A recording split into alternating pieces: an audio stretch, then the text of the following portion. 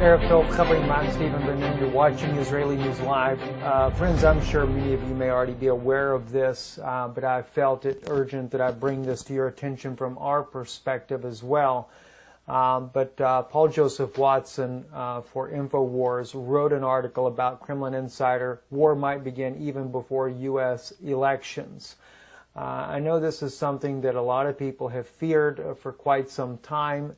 Russian news, as we have brought out here on Israeli News Live back maybe a month or two ago in the Russian language media, where we have been covering this, that stated that they felt like that the United States may try to bring about a war before the elections, mainly because of the U.S. economy, the failing dollar, the situation that the U.S. dollar is actually in right now.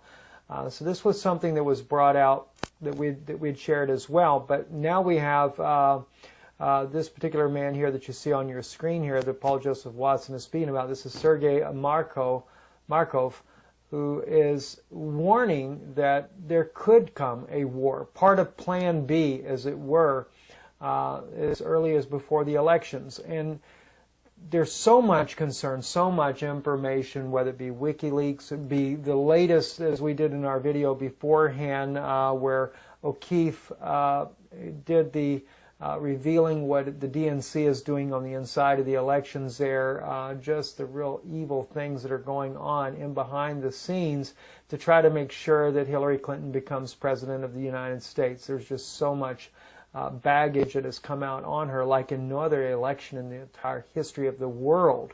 I don't know of any election that has been this bad. I mean, we look at people go back and they like to throw former politician there, Richard Nixon, who got impeached for breaking into the offices just to spy on some things. Well, there's been far, far greater evidence of wrongdoing in this particular election.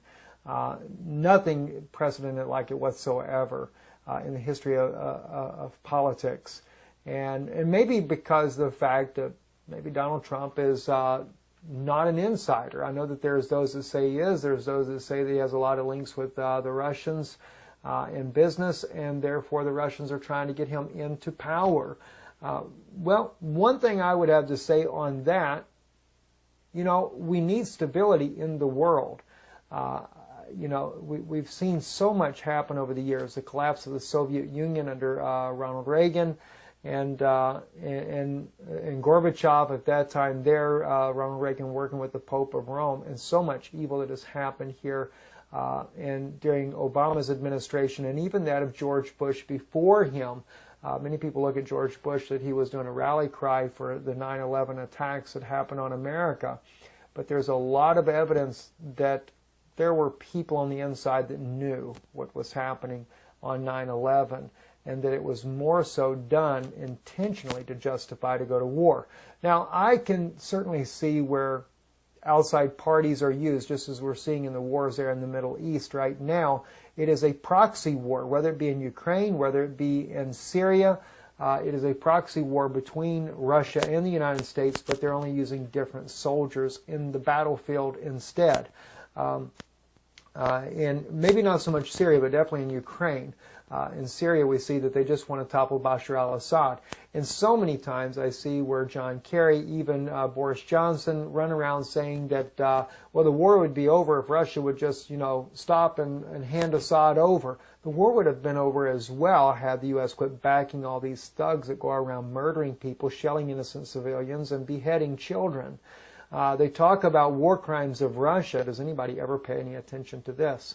But at any rate here, I wanted to bring this to your attention. Going back here to Sergei Markov, the Kremlin insider has warned that war with the United States could break out even before the November election in the U.S. And he's urging citizens to stockpile food.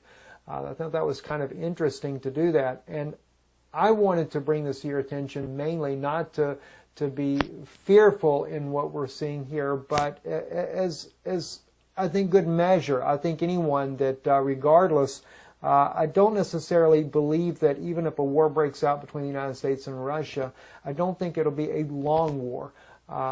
Even if they do go nuclear, I still think that it would be quickly ended.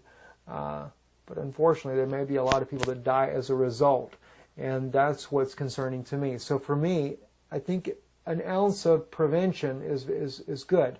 If we can do something that is responsible, in like what the man says here, to stock up on personal supplies. And that's what I would like to do, to encourage people. And not only the stockpiling of food. You know, to stockpile food is nothing if we're not mindful of our own soul. If we've not taken the time to really do an inventory, not on your pantry, but an inventory in your heart, to make sure that if we've done any wrongs to others, that we would repent and make these things right and have our lives in order. You know, I think that's the most important thing as well. And the very name that no one ever wants to mention in political circles because they say it's not politically correct, and that's the name of Jesus Christ, or Yeshua HaMashiach, as being a Jewish believer, the way I prefer to say. But to call on that name, you know, the name that is above all names, and to call on Him and to seek the Lord like we have never sought Him before, to know that everything is in order and that we are ready regardless of what comes in this world. And one thing's for sure, if we go into any kind of war, if the United States suffers an EMP attack, or Europe suffers an EMP attack, or vice versa, Russia, whatever the case may be, that puts us back into the Stone Age, maybe then we'll get more serious about our prayer lives and really consider before God on our knees the way we should be doing. And so I just wanted to remind you of these things as well. If you've got loved ones, just with love, talk to them. If the door will open where they'll listen, you know, once again, just, you know, tell them, so, you know, I don't know how, just let God lead you to talk to them about the Lord, about Yeshua, to know, have they ever believed Him? I think it's a wonderful time that we should be doing these things. It's such a late hour to begin with. One thing I want to share with you real quick too, just to show you, this is the documentary called Crimea, The Way Home. It's a documentary by Andrei Kondrashev. It was done by Russian state media. It was about the Crimean conflict. I'm going to play you about 2 minutes of this. I'll keep the volume down a little bit because I need to read to you the subtitles here. So let me just back the volume down a little bit here on the screen here. I wanted you to see this because, and I'll post a link for this video here in the channel there. For the longest time, the United States did not want the West to see this video. But to me, this kind of expresses a couple of things. It expresses that, one, Russia is willing to stand their ground, but secondly, it also lets us know that President Putin doesn't want a war with the West. Contrary to what we're seeing from the Obama administration, John Kerry, you know, when they always talk about, you know, if Russia and Syria would just stop this bombing campaign, civilian lives could be saved. But yet they still have not been able to show you video of the planes dropping the bombs that are killing the children. Isn't it interesting? And yet John Kerry in the leaked audio clearly says, we need video footage of the bombs doing it, but they can't produce it. They do, if you look at Vanessa Beeley and the reporting that she's been doing on Syria, and she's been there on the ground, she knows so, but they continue to show more and more video of the same children that they're using there from the white helmets. They keep using the same children over and over and over to be bomb victims or even adults, etc. And it seems to be more propaganda, whereas if you look at the children that are being killed by the rebels who are intentionally shelling civilians there in the government-held side of western Aleppo, we see the children dying. They're targeted intentionally. And yet, all they do is talk about on the news that it's Russia, Russia, Russia, Syria, Syria, Syria, and they're trying to justify a humanitarian crisis to be able to topple Assad. And Kerry and all the rest of these world leaders that are about the New World Order continually keep saying that Assad's got to go. If Assad would step down, then all this would end. Well, you know, if they would stop backing these thugs that behead children and murder children and intentionally target civilians, whereas Russia's trying to target, even Syria's trying to target these war criminals that are there. But if they would stop backing these war criminals, this war would have already probably been close to being over. Had the United States not been so proud and boastful because of their New World Order, which is, you guys remember the other day, this man Brian comes on and tells me that the New World Order is coming, and it is a Anglo-American Israeli New World Order, and I can either be a part of it or basically be wiped out because I'm not a part of it. Russia believes in sovereignty, and then he even acknowledges this in his own comment to me. Russia believes in a sovereign, that each nation should govern its own sovereign affairs. Isn't it interesting that the New World Order wants hegemony over the entire earth? They want to rule the world. The Pope of Rome is their king, but the beast that the Pope is riding, the military power, is NATO. It is the United States, it is Great Britain, and I still have got to do an in-depth article for you about this. But even this part about Britain today cutting off the funds to RT, if this is not a case of you can't buy or sell, saving you take the mark of the beast, I don't know what it is. But it's just being done right now on a larger scale, on a political scale. Now they're backtracking, according to the latest article this evening from RT, from a discussion. UK banks say it will review the closure of RT accounts. They're trying to send a message to Russia. You either obey us or we'll financially take everything from you. Isn't that what it says in Revelation as well? You can't buy or sell, saving you take the mark. So if RT doesn't go along and get Russia to go along with the New World Order, they could not do business. They could not buy nor sell inside of Britain to be able to run their RT news. And therefore, you would not get to see their side of the story. And I'm not going to say that they're not biased towards Russia. It's their home country. Sure they are. Even as Americans, we were biased about our own country. It wasn't until I began to see both sides of the story that I've been able to put aside the bias and just for once examine what's going on both sides. And when I see Russia doing wrong, I call it out. In fact, there was even a news article that came out not too long ago. I haven't said it as of yet because I haven't had a chance to put it together, but to where they're showing in Ukraine, to where even some of the separatists also, some of the journalists that they had there were willing to stage a video to make it look good for their side as well. So yes, there is propaganda that comes out of Eastern, even the separatists. And it's a shame on them. Tell the truth like it is. We don't need propaganda. That's what's wrong with this world today. There's too much propaganda. And everybody is doing their side of the story so that they can just tell you what they want to know. Well, let me tell you something. I was born in America. I love my country. I am a Jew by birth. I love Israel as well, very much so. But we have to face the facts. When evil is done, we've got to confess what's being done. We've got to tell what's true. And it doesn't mean, it's just like, for example, President Bashar al-Assad. His father warred against Israel on 3 occasions. 67, 72, and I know something in 1980-something as well. So there is a bitter past between Syria and Israel. But anyway, that's not the point I wanted to get into right now. We'll go into these things. This is what we try to do. That we're trying to uncover what's really happening on both sides. I try to see the evidence that's there and bring that evidence out to you. And especially if it relates to prophecy, biblical prophecy, we're trying to bring that out as well from prophetic news point as well here. And as far as in-depth teachings, sometimes I'll bring them out on here, but as well on Danoon Institute, our new YouTube channel there, we'll be bringing out more and more there. And we're about to really unload a lot of teachings on that channel. So if you want to subscribe, go ahead and join us over there. Let's get back over here to this video here that I want to share with you here. It starts out, God grant they see and know that we have weapons without parallel in the world.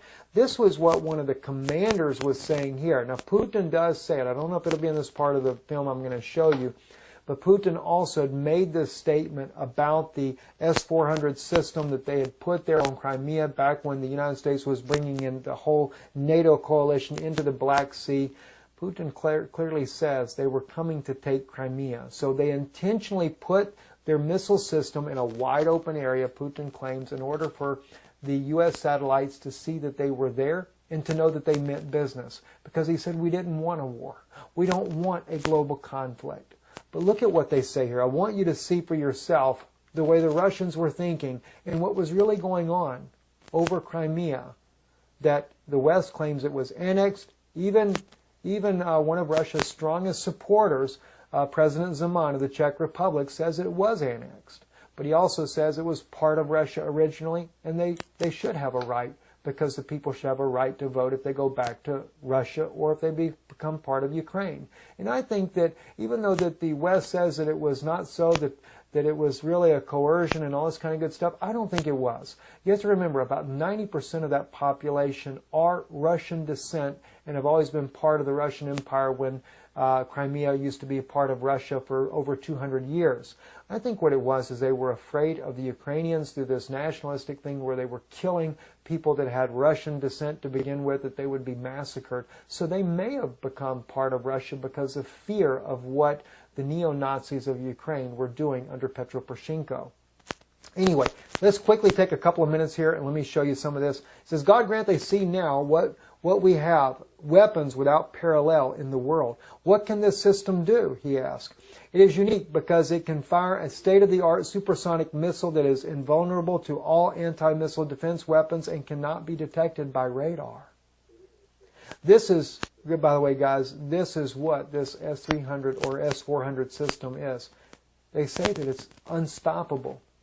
So what Israel, for example, uses in Israel to defend itself from the missiles that come in there, the Patriots, etc., that we have in America, they can't stop this incoming missile from this system here.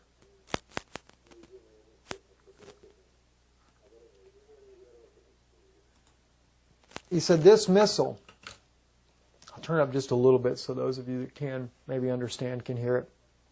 This missile can attack and, for example, hit a target hiding behind a natural obstacle, such as a mountain or a hill.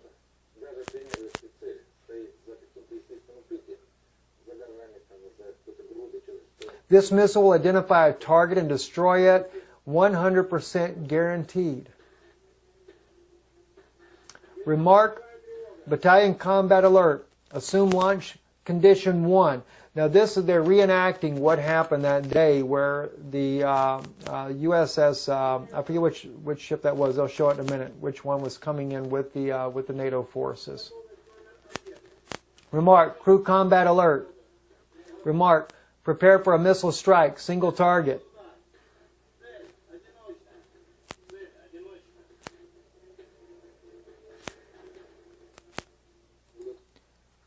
Then Alexander Viktos, Admiral and Commander-in-Chief of Russia's Black Sea Fleet. At that time, we had the cruiser Markov that can fire missiles with a longer range than that of the Bastions.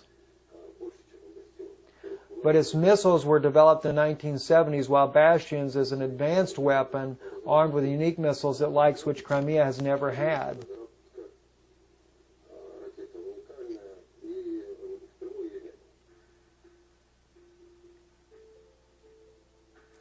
The monitors on board the cruiser of the Markov, the flagship of the Black Sea Fleet, showed clearly that a U.S. destroyer was heading confidently towards the Crimean coast to bring the peninsula within the range of its Tomahawk missiles. Suddenly, the Bastion missile system radar monolith came to life near Sevastopol. Monolith information source. The target type, a cruiser. Target identification, a hostile. How did the destroyer, the Donald Cook, behave when she felt that our missiles were fixed on it? He says it veered south and headed for the Bosphorus at full speed. So in fact, that this fix told them that they were at gunpoint, didn't it? Yes, they were at gunpoint and likely to come under strike at any moment. He says, according to the Commander-in-Chief Alexander Vitko, it's unlikely that the Black Sea had ever seen anything like it, like the one that the U.S. Donald Cook made as it was running from the Bastion's fix.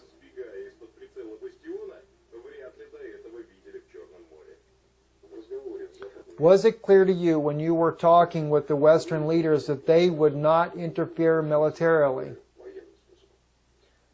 Of course not. That couldn't be clear at first. That's why I had to immediately orient our armed forces in this way at the beginning.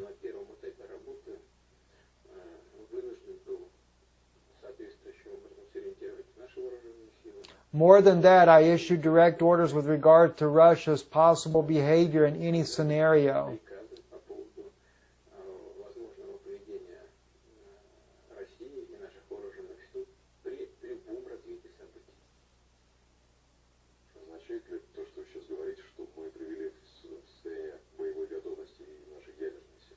We were ready to do that.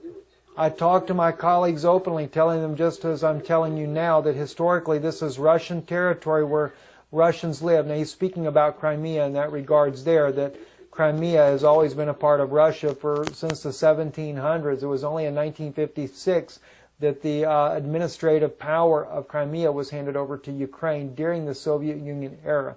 But supposedly it has not been actually given the entire island over to them. He says they came under threat, and there was no way we could abandon them. We were not the ones who carried out the government coup. Nationalists and other extremists did. You supported them, but where are you? He's speaking about America. You supported them, but where are you? Thousands of kilometers away, but we are here, and this is our land. What do you want to fight for? You don't know. We do know. We are ready to do so. This is an honest and open stand. This is how it is. For this reason, I don't think anyone wanted to turn the situation into a global conflict of any kind.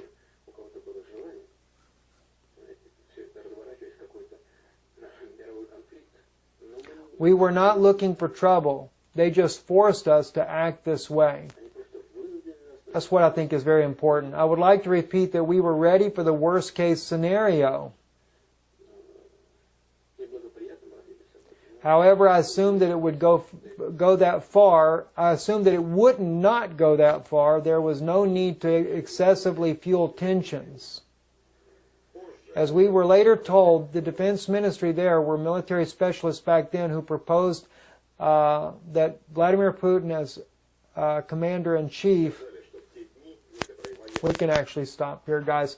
The one thing that does come up in this documentary is the question comes up as far as were they ready to use nuclear weapons. And Putin does indicate that yes, if it came down to it, they would use nuclear weapons. And so, friends, what I'm trying to mention as well when we look at this, Putin was there willing to defend the people there because they were Russian people that lived in this country. Another thing that I think is interesting as well is to note is that now that we're dealing with Syria and the U.S. really determined that they're going to bring Syria under the New World Order. And from everything that we can see thus far from a lot of people that have leaked out information, as we shared the other day, you have former Commander General Wesley Clark. You have, I forget the name of the senator, I think it was Cook, but I may have that wrong. But anyway, you have so many voices that are out there that clearly knew that Syria was to come under a New World Order as well. They want to bring the entire world under this New World Order. And eventually, their whole hope is to also bring Russia. And that's what was really happening at the collapse of the Soviet Union. It was to bring Russia under the command of the New World Order. But Putin actually caused those plans to derail. They were doing very good when they had Yeltsin in there because Yeltsin was drunk most of the time, and so therefore he didn't work very good as a commander-in-chief, and he was basically just selling the entire country over to the West. They even drafted a new Bill of Rights for Russia. They were changing the laws. Everything was happening very rapidly. But then Yeltsin brought in, as we see here, President Vladimir Putin. He brought him in as a prime minister at first, and then later he goes to the ranks of president, and he began to turn the country around and to begin to rebuild the nationalist pride of Russia back up, and also built the economy back up for the Russian people. And now he is there trying to fight a new world order. As he clearly states himself, he's trying to fight a new world order. He is trying to stop the elitists. He has also paid the debts off of the Rothschilds that were in his country, and he did, like Hungary, he threw the Rothschild banks out of his country. And so this is what the elitists are so much against. And right now, what I am watching, especially if we look in light of biblical prophecy, as we have shared recently about so many of us know that the fall of Damascus is clearly written in chapter 17 of Isaiah. We also see it in Jeremiah chapter 49 as well. It's coming. It's only a matter of time. And the only way that I can see that the West will be able to take out the missile system that Russia has will be an overwhelming response of air power and cruise missiles, etc.